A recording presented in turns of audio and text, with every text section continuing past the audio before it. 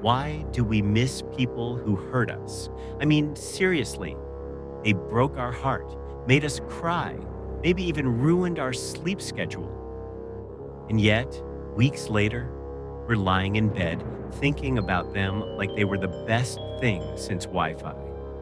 What's going on here? Are we all secretly addicted to pain? Or is there something deeper happening in our brains? Let's talk about it. First off, let's admit it. Humans are weird. We'll block someone on WhatsApp, swear we're done, and then 2 days later, we're stalking their Instagram stories like it's a Netflix series. And when we see they're living their best life, suddenly we feel this strange cocktail of sadness, nostalgia, and okay, fine, jealousy. But why? The answer lies in psychology. Our brains are wired to crave connection. Even when someone hurts us, the bond we built doesn't just vanish. Think of it like Velcro. You rip it apart, but those tiny hooks are still clinging on memories, emotions, little routines. They stick. And the more intense the relationship, the stronger the Velcro. Here's the kicker: pain itself can make memories stronger. Ever notice how you don't remember what you ate for lunch last Tuesday, but you vividly remember the fight you had 3 years ago? That's because emotional pain activates the same brain regions as physical pain.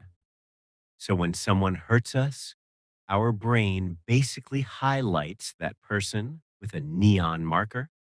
And guess what? Neon markers are hard to ignore. Now let's add a sprinkle of humor. Imagine your brain as a clingy friend. You're like, we're done with Alex. He was toxic. And your brain goes, remember that one time he brought you ice cream when you were sad? That was sweet, right? And you're like, brain, stop romanticizing. He also ate half the ice cream himself. But your brain doesn't care. It loves replaying the highlight reel. Another reason we miss people who hurt us is something called intermittent reinforcement. It's the same trick casinos use. Sometimes you win, sometimes you lose, and that unpredictability keeps you hooked. In relationships, when someone gives us love one day and pain the next, our brain gets addicted to the roller coaster. It's like emotional gambling. And let's be honest, many of us keep buying tickets to that ride. Here's a simple, real life example. Think about that friend who always cancels plans last minute. They annoy you, but when they finally show up, you feel ridiculously happy. Is why? Because your brain has been waiting, craving, and then boom, reward. That cycle makes the bond feel stronger, even though logically it's weaker. And don't forget nostalgia. Our brain is like a bad editor. It cuts out the ugly scenes and leaves us with the romantic montage.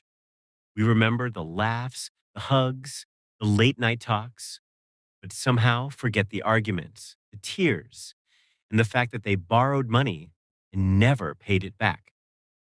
Nostalgia is basically Photoshop for memories. So, why do we miss people who hurt us? Because our brains highlight emotional pain. Because intermittent reinforcement hooks us like a slot machine. Because nostalgia edits the story to look prettier than it was. And because connection, even broken, still feels better than emptiness. But here's the twist: missing someone doesn't mean we need them back. Missing is just a sign that they mattered. It's proof that we're human, that we care deeply, even when it hurts.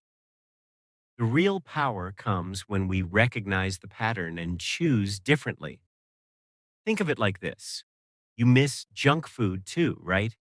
Pizza, burgers, fries, but you don't eat them every day because you know they're not good for you. Missing doesn't equal needing. It just means your brain remembers the taste. Same with people. So next time you catch yourself missing someone who hurt you, laugh a little. Say, thanks, brain, but I'm not falling for that highlight reel again. And then redirect that energy into people who actually deserve your love, your time, and your ice cream. Because here's the truth: the people who hurt us may leave scars, but they also leave lessons. And those lessons are way more valuable than the nostalgia. Missing them is natural. Learning from them is powerful. So, do we miss people who hurt us? Yes. Should we let that feeling control us? Absolutely not. Instead, let's use it as a reminder that we're capable of deep love. And next time, we'll give that love to someone who knows how to handle it.